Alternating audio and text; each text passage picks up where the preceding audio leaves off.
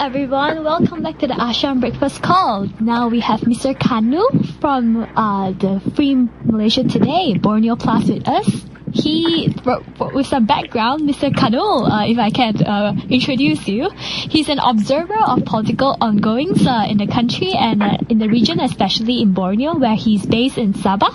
And he's a social and political activist, also a journalist, and he has spent months researching on the formation of Malaysia at the British National Archive in 2012. He has also briefed the European Parliament about what the current Borneo plight is to the foreign relations committees in The Hague and Brussels. And yeah, I'll let you introduce yourself. Mr. Kanul, are you with us?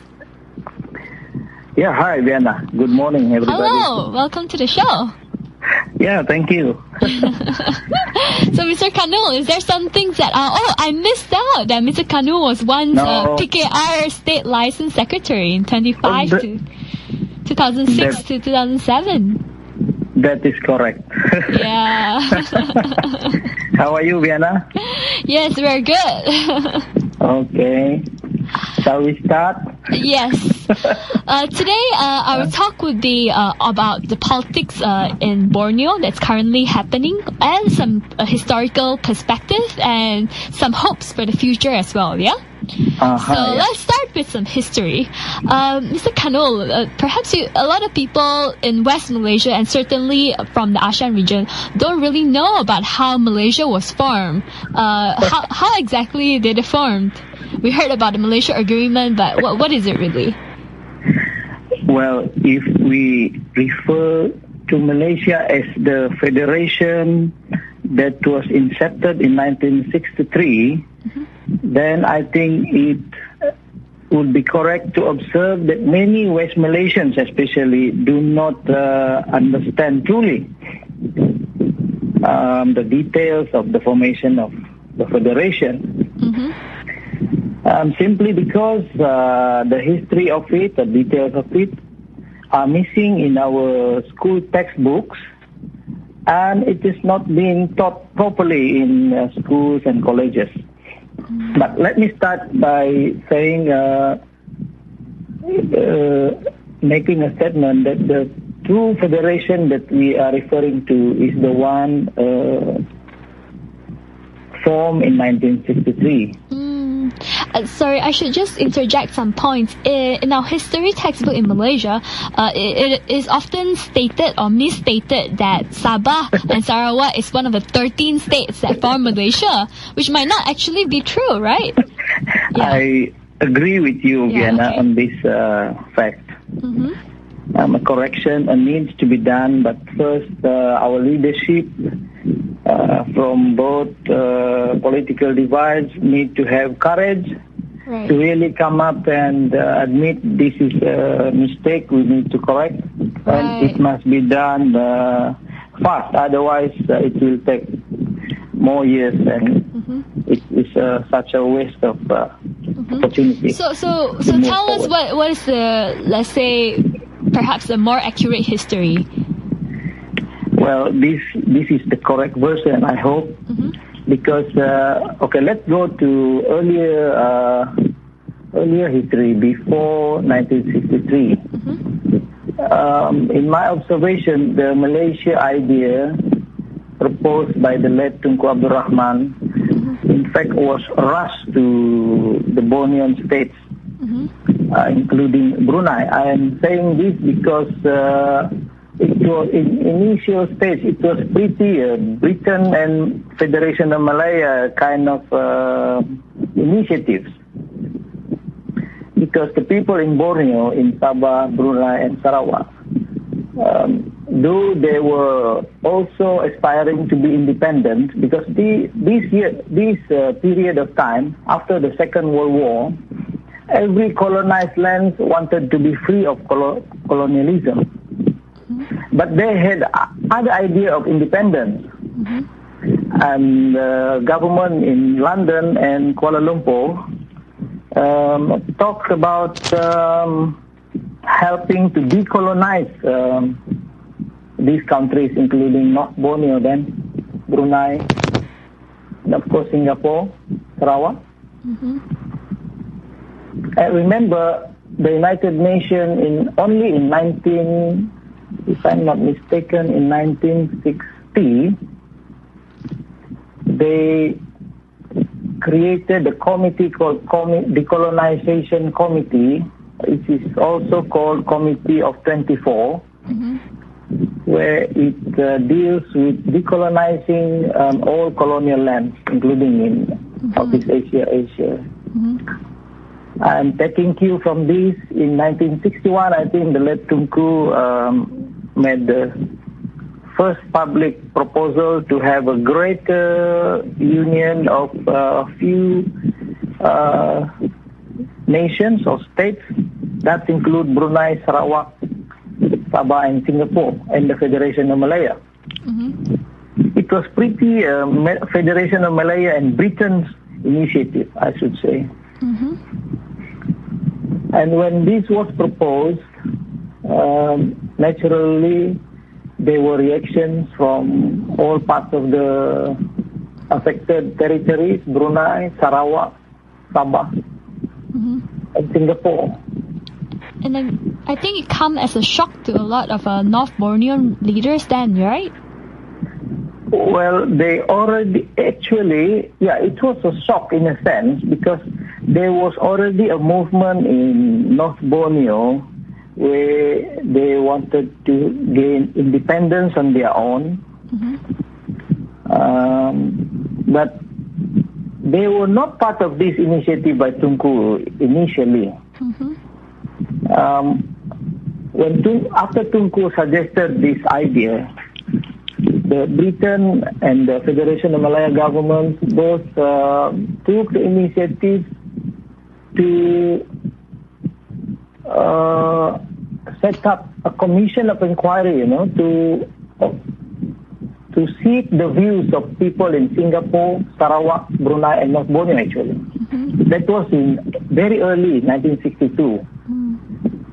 Remember, only in 1961, Tunku suggested the idea of Malaysia in Singapore, I think, during a press dinner, I think. Mm-hmm. And only in 1960, 2 years earlier, the United Nations had that decolonization program policy. Okay. And on January 1962, it was suggested that a commission of inquiry be set up. Mm-hmm. And 2 months later, in March 1962, there was another committee called Greater Malaysia Committee. Mm-hmm. This also to assess support for the proposal in North Borneo and Sarawak. But to my findings in the National Archives in Kew Gardens, United Kingdom, mm-hmm. in 2012, mm-hmm. it was pretty an effort to convince North Borneo and Sarawak people that it is to their advantage to have a union with the Federation of Malaya, which was already 6 years into its own independence. So it was already, Sabah and Sarawak was already independent states before even joining Malaya and... Yeah, for a brief period, they were both independent states. I think Sabah for about 2 weeks only. And Sarawak maybe perhaps a little bit longer than that. So that is why Sabah and Sarawak is unique. Oh, yeah, you are right. Because when this Cobalt report was published, initially it was a secret report, only submitted to the Prime Ministers of Malaya and Britain. I think in June 1962. The report was completed and submitted to the both Prime Ministers, but not to Sabah and Sarawak. And only later, it was in, I think, 2 months later, in August 1962, the report was finally published to all interested parties, including those in North Borneo then and Sarawak. And it came as a surprise to North Borneo, especially North Borneo. So, Mr. Kanul, it's a little unclear there. Are you outdoor? Is it okay if you were to go indoor? I'm actually indoor, indoor. Because it is very hot outdoor here now. It has not been no rain in Sabah for quite some time. It's very hot outside. And we should also note that the infrastructure there might not be as strong as we would wish for it to be, yeah? There you are. So this is some actual reality from the ground. Yeah, you're right. So, alright. So what we know is that finally Sabah and Sarawak came into Malaysia after proposing their 20-point agreement, and for Sarawak 18 points agreement.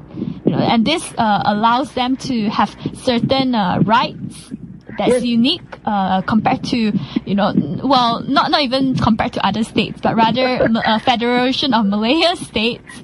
That's why that they have autonomy over certain institutions in the government and over land matters and a lot of other matters, right?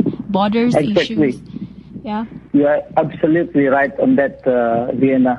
In fact, after the Kobo report, we claimed that the majority favored for the two states to join the new federation. Donald Stephen. If I remember correctly, it's more like 30% say yes, 30% say no, and 30% say I don't know. So that's why that was the majority, right? They concluded. They made those who made that conclusion was the 5 members in the Kabul Commission, as well as the leaders of Britain and Malaya then, who had initiated this commission of inquiry. Concluded. Okay. There was no representatives per se in the commission, but of course they called the orang kampung, the natives and the Chinese, to town and to kampung and seek their views, to air their views on this proposal. But it was pretty Britain and Malaya initiative. But moving on right now, what is the contemporary politics like in Sabah and Sarawak, or what kind of issues are important there that have been played since independence until today? Yeah, while we can talk about details later, but as you said just now, the infrastructures here, 50 years after independence, are in sorry states. So it is about expectations not being fulfilled by the federal government, and it has caused a lot of frustrations in Sabah and Sarawak. So you just imagine Sabah and Sarawak combined contribute as a huge source of economic. Yeah, we heard that it's supposed to be the richest states, but we have the poorest people. You are correct there. So there must be something very wrong here in this federal government as far as bringing in progress and security to Sabah and Sarawak. Remember, it was we were enticed to join Singapore and the Federation of Malaya to form a federation in 1963 based on the promise of development and security. And now we don't have development. We lag far behind Peninsula Malaysia. And we wonder if you have security. Yeah, exactly. Security issues is terrible here. We recently had this Tanduo intrusion by the Sulu from southern Philippines. Southern Philippines. Yeah. Right. So, you were talking about how currently developments are a point of frustration, and how autonomy have been claimed to have been eroded over time in the federal constitution, like meaning that a lot of things in the 20 points agreement, or a lot of autonomous powers that were supposed to be there, was gradually eroded. What kind of powers we're talking about? Talking about erosion of power or autonomy, it is right to say that some of our pertinent power has been eroded, either with our consent, from consent from ruling party, right, or by other means. Well, when we joined the other countries to form a federation, it was made on a condition, a prerequisite, and that was why we have that 20-point memorandum, and it was agreed by all parties, and some were incorporated into the subsequent constitution of our country, Malaysia, and some were not incorporated, but given verbal assurance by Tunku, to Dr. Ismail, that it will be respected. Things like point number 8, Borneoization. Borneoization of the public service, especially the federal agencies. This should be done, but it has never been satisfactorily done. Well, on right, one of the most important points, I think, is the right to determine its own leadership. Sorry?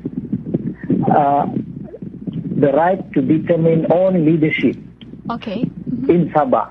Because point number 3, it is stated there that a new constitution of North Borneo was to be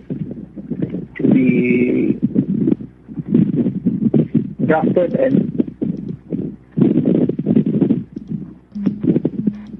applied, So if we look at this state constitution of Sabah, it is expressively said there that the governor, the Tuan Yang Terutama, is the one who has the power to appoint the chief minister or the chief executive of Sabah state government, somebody in the state legislative assembly that the Tuan Yang Terutama believes commands a majority in that house. But after, in the 80s, I think this power or autonomy is a power, is the legal right. I think was taken, in inverted comma, was taken over by UMNO especially. Right. I remember even UMNO introduced a rotational system for Chief Minister of Sabah. Every 2 years they change. It is not provided for in the state constitution. I think it will provide the state constitution.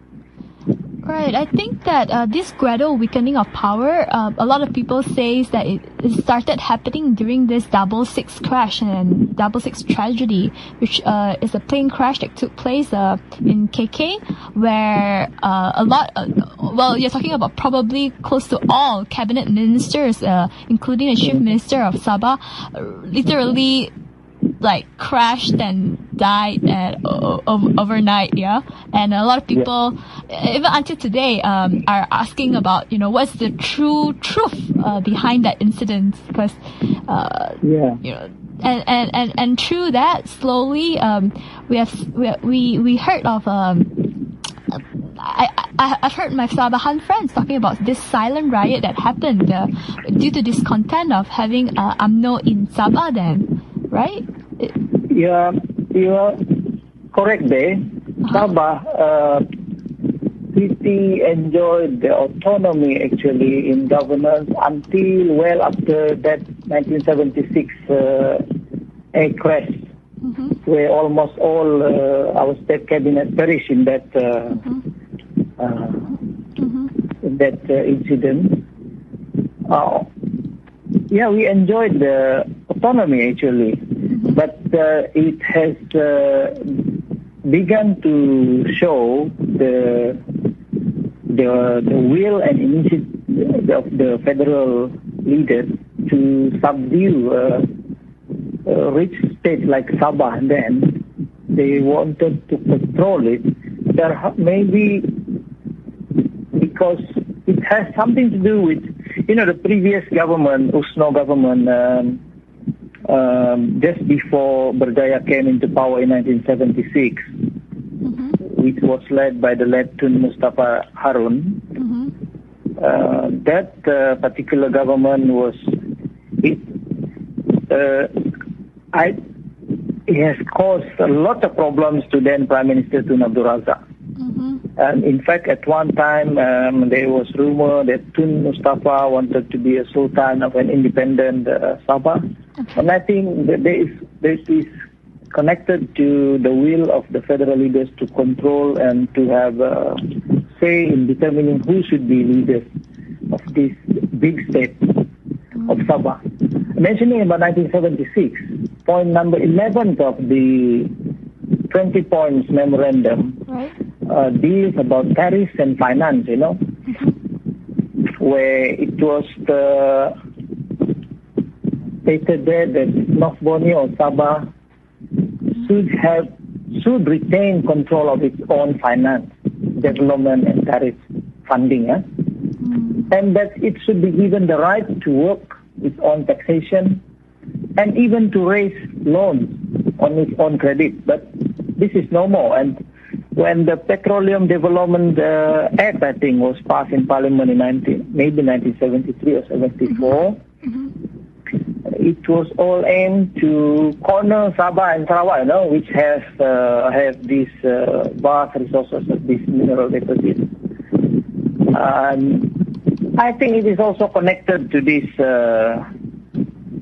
oil and gas, the richness of the natural resources of Sabah and Sarawak. The federal leaders really wanted to be in control. And rightly so, they did it successfully. By hook or crooks, eventually, Tun Mustafa was defeated by Berjaya, which was very much being helped by the late Tun Abdul Razak. And when Tun Fuad perished in the air crash, and then subsequently Haris Saleh took over.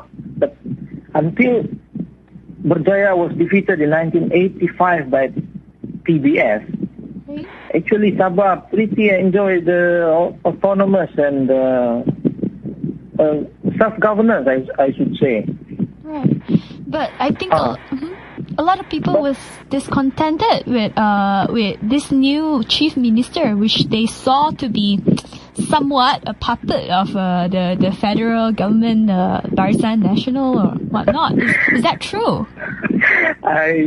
I can only say I agree with your observation, but I would not be able to go into details. Otherwise, the Tan Sri Haris would sue me. Right. But the frustrations or disappointment or the criticism against Haris, whether rightly or wrongly, could have some value because they observed after Haris took over, the state was slowly appeared to be colluding with the central power. And during that period, under his tenure, the Islamization continued in the more active way, and the influx of the Muslim illegal immigrants, especially from southern Philippines, started to come into big numbers. And in fact, names were being mentioned at the recent Royal Commission of Inquiry on this thing, but the report is yet to be published. Right. I'm a little curious about the Sabah riots because all this 666 or Sabah riots is not mentioned in our history textbook at all. What happened then? I think, the central leaders, especially under the premiership of Dr. Mahathir Mohamad, everything that the central government wanted or needed to conceal from being discussed or being seen by public, he would just say, this is a security matter, let me deal with this. And Anwar Ibrahim has given that quotation from Mahathir during his giving testimony at the recent RCI in Kota Kinabalu. Anwar did say that when he inquired about, there was rumors about this Malaysian document syndicate, existence of minister and deputy ministers colluding with public civil servants issuing Malaysian documents, and then when he came up to the Prime Minister would just say, this is a security matter, let me deal with the police. Right. So I think that's the answer your question on why it is not in the textbook or in the history books. But it is definitely in this Freedom Film Festival that's called the Silent Riot. So definitely look it up by Nadira Ilana if you want to know more about this episode. But yeah, do continue, Sir Kanul. Okay. Sorry, which riot are you referring to? I'm referring to the episode of the riot. So it was turned into a documentary film that's produced by Sabahan filmmaker Nadira. Yeah. Oh, when Berjaya was defeated, ousted from power by the Christian-dominated PBS. Yeah, this was. I think that film speaks volume of what was going on during that riot and perhaps behind the riot. It was started when the Muslim leaders, both from Peninsula and local in Sabah, attempted to instigate, especially the Muslim populations, also taking in the illegal immigrants from the southern Philippines to rise, because they were telling them that the Muslims had lost power in Sabah. We must unite and we must correct this thing. This is the correct things to be done. And then went out to streets and caused a lot of damage to both properties and I think there were lives lost in that riot, right? And the federal government, it appeared, failed to rein in the perpetrators of this riot. So, thank you so much, Mr. Kanul, for the perspective on Sabah. But is it the same kind of issue playing in Sarawak? We have very similar issues and concerns with Sarawak. But Sarawak has, while Sabah enjoyed autonomous self-governance only until late 80s, Sarawak still does until today. As you could pick up from the news media, our Free Malaysia Borneo Plus also carried news reports, statements from the current Chief Minister and the former Chief Minister of Sarawak, stating that the Sarawakians must stand united together, protect their whatever rights enshrined in the Malaysia agreement or the constitution of Sarawak and the federation. No, nothing less, nothing more, something like that. They say this. So it is, we are facing a very similar situations development-wise. Also, Sarawak is lagging far behind. If you go to rural areas in Sarawak, some of the villages where longhouses were built, it was still the same in 30 or 40 years ago, and it was such in a sorry state. And this should not be, as Sarawak is the richest in terms of natural resources, actually. So how has all this situation changed in GE13? Or has it changed at all? Is it the same sentiment? What really happened in the general elections? From my collection, there was a will to change during that general election last year, yeah? Right.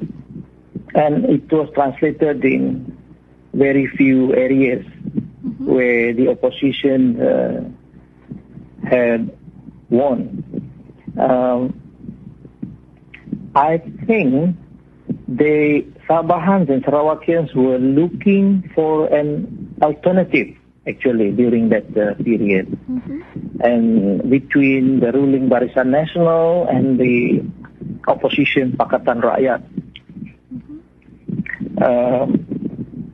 But they failed to see any dramatic or relevant differences between the ruling Barisan Nasional and the Pakatan Rakyat. I think many wanted to support for a change of regime because some of us believe that if Barisan Nasional were defeated in that election, it may be able to come back again as the government, provided it will revamp, it will rebrand its culture. But that did not happen simply because the people of Sabah and Sarawak failed to see any big differences between Pakatan Rakyat and Barisan Nasional as far as Sabah and Sarawak matters are concerned. I'm talking about the memorandum, giving autonomy. So they see them as just similar kinds. Sorry? So they see PR and BN as just similar kinds. I would not say the people here were confused, but I think while they wanted to believe it is good to change Barisan Nasional because of its failure in 50 years' time, it's half a century, 50 years, failure to come to the help of Sabah and Sarawak. They were also unconvinced that Pakatan Rakyat federal government would not repeat the same. This is the mistake of Pakatan Rakyat leaders prior to that general election. And I stand to be corrected, but I think after that general election, only then PKR especially did amend its party constitution to expressively expressively giving autonomy to Sabah and Sarawak, only these two states. Autonomy to decide their own leadership. It is something like, we agree you have more autonomy, right, than the other states. So this is good, but and it needs to be elaborated, maybe in seminar, in programs. It's good enough, but it was after that general election. And people wanted to see whether it is true that Pakatan Rakyat or PKR would give autonomy to Sabah and Sarawak. Or otherwise, they would be taken as 2x5 lah with the ruling Barisan Nasional that they will treat Sabah and Sarawak more or less the same. But actually, this could be a misunderstanding on our part in Sabah and Sarawak. And for this, the Pakatan Rakyat, I think, the three of them, the DAP, PKR, and PAS, need to really work and explain their policies, programs for Sabah and Sarawak until the people here fully understand and embrace that this would be the alternative to Barisan Nasional. If they don't do this, then Pakatan Rakyat would only do disservice to their own coalition, because Barisan Nasional, having seen the trend tilting towards their position, I'm sure they would want to convince Sabah and Sarawak that it is to their advantage to continue to have Barisan as the federal government. And this, Najib bin Razak exactly translated this understanding by appointing unprecedented number of ministers from Sabah and Sarawak.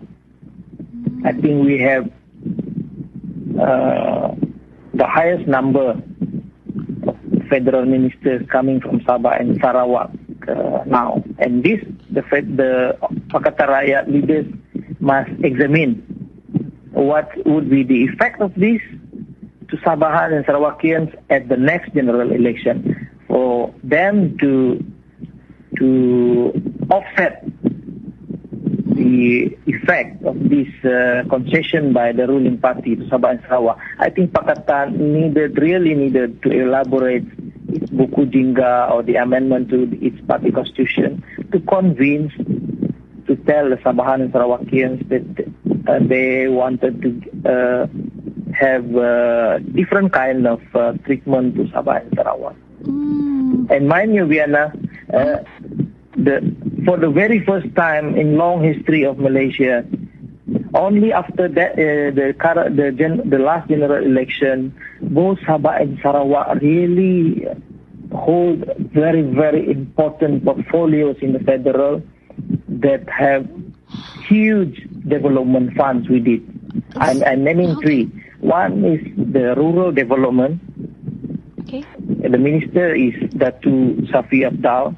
Right. This ministry has an average annual development fund of around 6 to 7 billion ringgit, you know. So the minister comes from Sabah. There's another one, the minister of urban well-being, housing and local government, Datu Abdul Rahman Dahlan. He is also from Sabah. Sorry, if I may interrupt you a little at this. Yes, what is actually the on-the-ground sentiment? Because I noted that there was a very strong current of change in SabahSarawak campaigns, and but it hasn't translated into real results. Maybe partially due to the 3 to 7 corners fight, and like you mentioned, maybe it's due to not seeing the commitment in the PR leadership of how they are going to enshrine the autonomies of this of Sabah and Sarawak. But what do the Sabah and Sarawakian think now after the election? Are they satisfied with all these ministers becoming stronger in power? But yeah. I think currently, well, it depends on which political divide they belong to. Right. If they are with Barisan Nasional, I'm sure they are very happy reaping profit advantages to their connections. But right. If they are always sided with the Pakatan, I'm sure they were disappointed because of these multi-corner fights. Seats that the opposition could have won now have gone to Barisan Nasional. But the way forward for Pakatan Rakyat, I think, is to really elaborate its policies, programs, to give more autonomy to Sabah and Sarawak, and to follow up that with concrete actions. Don't just say we give you this and that, and at the end of the day, they take it back from the people from here. And this has been the trademark of UMNO in Barisan Nasional. I'm Yeah, I'm glad I'm saying this because we have been observing. When they say they give you, actually they are taking from you. And Pakatan Rakyat need to be different from this political culture. When they say we give you autonomy, let you do your set up your leadership and your style different from it will be accepted, and then just let Sabah and Sarawak choose their leader. I mean, leader in Pakatan Rakyat, in PKR, DAP. Why must national leaders from Peninsula try to influence who should be leading? This has caused a lot of suspicion among Sabahans and Sarawakians. But as I said earlier, currently the scenario is expectations are high in Sabah and Sarawak, especially now that Najib Razak has appointed more ministers from both states, leading very, very important ministries. I think this is crucial for both BN and Pakatan Rakyat. The next 4 years, if these ministers, if Najib delivers Sabah and Sarawak, that would eventually help them strengthen position in Sabah and Sarawak, but I'm not sure in Peninsula. But if they fail to deliver, even though they carried maybe 10 billion or 20 billions of development fund for Sabah and Sarawak and still fail to show results, then I would say Pakatan Rakyat would be in an opportune position to really convince that they would make a better federal government for Sabah and Sarawak. But if they take this for granted now and do nothing, then I think the same will repeat in the 4 years' time. But the only advantage is that those youngsters, 18 years old now, right now in Sabah and Sarawak, they will be voting in 4 years' time. They will be 21 or 22. Right, okay. And these young people, as evident from the last general elections, they most likely vote for the alternative to the long ruling party. Right. So I think that the PR, Pakatan Rakyat should learn that from their experience that in the history of Sabah Sarawak, they have always felt that they have been bullied by people from Semenanjung, which is from the West Malaysia, and that's why they might rather vote for coalitions of from the local party, which is part of Barisan Nasional, than to vote for the opposition. Is that right? But you mentioned that this is changing with the young people. This is both an opportunity and challenge to both BN and Pakatan Rakyat, actually, because having local-based political parties, right, they could be either they could support or not support you now, and they may support either coalition after they have won few seats. But I think the Pakatan Rakyat, the main opposition coalition, need to really examine its position in regards to Sabah and Sarawak autonomy, not to treat these both states as any other state in Peninsula. That would be crucial to Pakatan Rakyat and Barisan Nasional. Long time ago, this did not matter too much because Barisan Nasional was always in hold of a 2/3 majority. Right. But now a slight shift of treatment to Sabah and Sarawak would really be a consequence to either party, I think. Imagine if suddenly Barisan Nasional announced it is giving almost full autonomy to Sabah and Sarawak. But of course, with the federal in power, in control of security and maybe health matters or things like that. What would Pakatan Rakyat? How would it react? Would it want to react? I think it's better for Pakatan Rakyat to preempt that Najib could could do this. And Pakatan Rakyat should not wait until Barisan Nasional elaborated its program for Sabah and Sarawak and then react to it. So there will be less suspicion from Sabahan and Sarawakians if Pakatan Rakyat lead the way in elaborating, detailing its giving autonomy to Sabah and Sarawak. For instance, in Sarawak, the Sarawakians are soon going to have state election on their own. I am sure they are now curious as to who will be deciding who are going to be the candidates. Is it the Sarawak leaders themselves, or will it be Anwar or the national leaders in Kuala Lumpur? So, but yeah, so this is quite heavy, right, Vienna? No. Well, not for me at least, but I hope that the viewers, the listeners are doing good here. So, I mean, this is a lot of history or context that we don't know, over the other end of the ocean. Yeah. So let us be positive about things. There is a way forward for Malaysia. Right. You talk about the youth. While I like to be positive, we also noted, with all the things that's going on in RCI and the illegal immigrants problem that you were talking about, and a lot of them talk about how half of the population in Sabah or KK are no longer Sabahans. And are you sure that elections can bring change even with the youth voting for the opposition? Because we need to be sorry. Yeah. No. Like what are other problems that we are facing?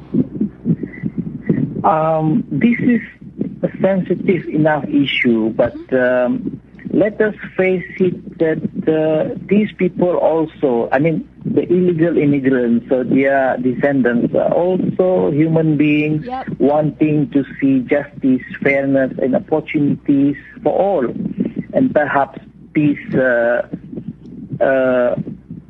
make a living, And I think it is an opportune time for leaders to really regulate things, do the correct things, including on these illegal immigrants, the youngsters.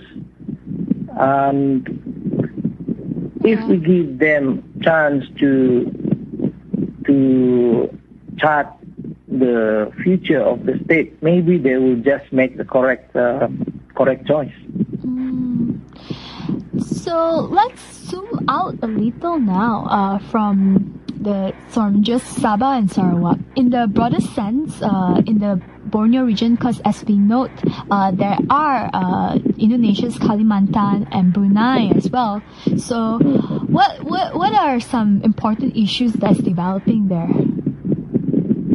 One funny thing about the whole of Borneo is this, and I fail to understand why are we still having this. The 7 territories on the island of Borneo. Right.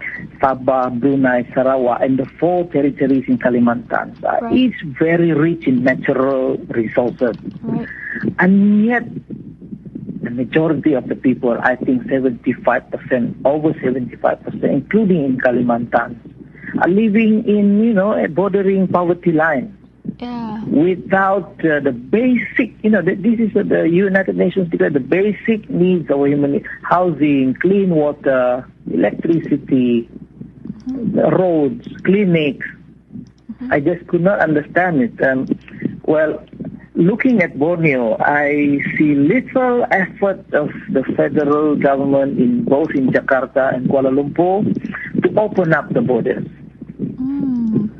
I mean, this coming to more than 50 years, I have yet to see a common town, border town being developed, not even one. And this is should not be the case. I think the federal government in Jakarta and Kuala Lumpur really need to be sincere and honest to help the people in Borneo. There are about 20 million population of the whole of Borneo. Yeah. Most of them are in the world's Kalimantan, third largest Vienna. island. Yeah. Yeah, you're right. And we need to open up the borders and do communications, more maybe threads, yeah. This has very little has been done on this front. I have been to Pontianak and saw it for myself.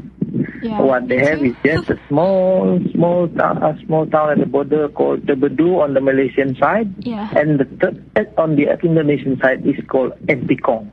Yeah. There's nothing much there actually. I felt that I was back in 1980s or something like that. Maybe in 70s, even 60s. 60s, okay.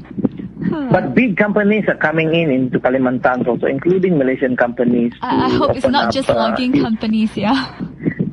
Both logging and blogging to clear, this is very scandalous activities. Logging to open up the land for oil palm plantation. So we are in a very at the receiving end. ASEAN needs to relook at Borneo because there are huge population, there are 20 millions of people in Borneo.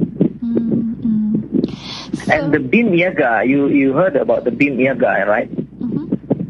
It is also very seldom making news. Are we still on air, Vienna? Yeah. So maybe a final message to all our listeners. Yeah. What are some things that we can do as an ASEAN community to improve things here? Of course, we have not had the coverage on Brunei yet, which is facing some perhaps Sharia law issues. Yeah. But besides that, what kind of NGOs or people do? Is it redelineation exercise? What kind of?